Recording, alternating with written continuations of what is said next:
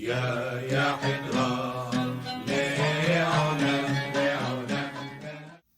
Minhag of the Week, Life Cycles, the end of the wedding ceremony. So we spoke about the wedding and all the steps of the wedding.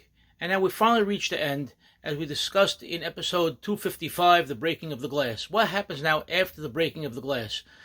What we see nowadays is that immediately after the breaking of the glass, throngs of people come rushing up to the bride and groom. They surround them, they dance around them, they basically march them out of the wedding hall or out of the synagogue where the wedding took place, the actual ceremony took place, and in the process, they're basically trampling so many guests that are also trying to move around or to get out of their seats or to get up and get out.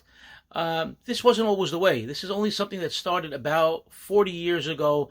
It started among more, we'll call it, quote-unquote, a religious, yeshivish mindset type of group that picked up this concept of dancing around the bride and groom from their Ashkenazi counterparts. But this is not something that we've ever known in our community prior to that. We have, obviously, people that have told us, that how their weddings were in earlier days. We've seen pictures. We even have videos from the 50s, the 60s, even the 70s, where after the ceremony, the bride and groom walked out. They marched out of the synagogue. Everybody, stood to the side, watched them walk out. After the bride and groom would walk out, their parents would follow, the hachamim would follow, and the bride and groom would basically stand in the lobby outside the synagogue. Okay, and as the guests walked out after them, each of the guests walked up to the bride and groom to mabruk them, to congratulate them, to shake their hands, to kiss them, and it was done in a very, very beautiful, orderly, dignified, refined fashion. And this was even the way it was done in earlier days, and even people that I spoke to, old-timers from Syria, from Egypt, from Lebanon, they all told me that it was always done in a very dignified way and not the commotion that we see nowadays where everybody goes rushing either to get out of the room right away, to go get a seat, for the reception, or or to just, crowd around the bride and groom, or to run up to the, to the stage where the ceremony was held. It was very, very different. And like I said, it was much more dignified. There were a lot more manners involved, and it was a very nice thing.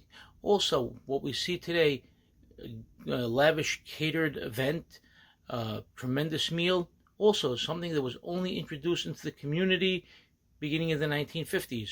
Prior to that, the guests would leave with a memento. What was that memento? It's what people today is now reminisce about, a mlebbis wedding. Mlebbis wedding, the bride and groom or their parents, would have arranged to have handed out to all their guests a memento, a token of appreciation for coming that would remind the people of the wedding as well. It was a small porcelain dish wrapped with lace or tulle and a ribbon.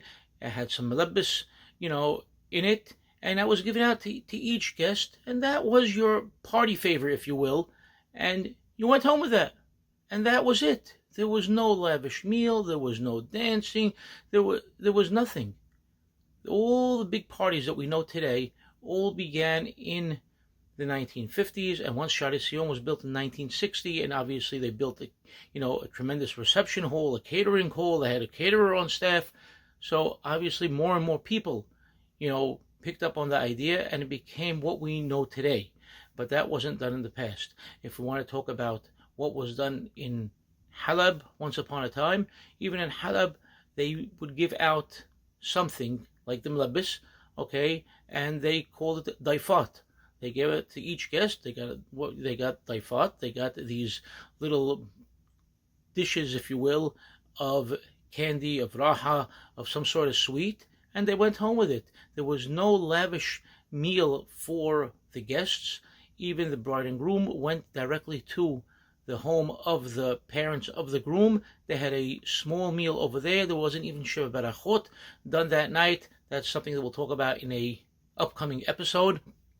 The main wedding meal and party was held on the following night. Again, we'll talk about that in the future, but weddings were very different than what we're used to today.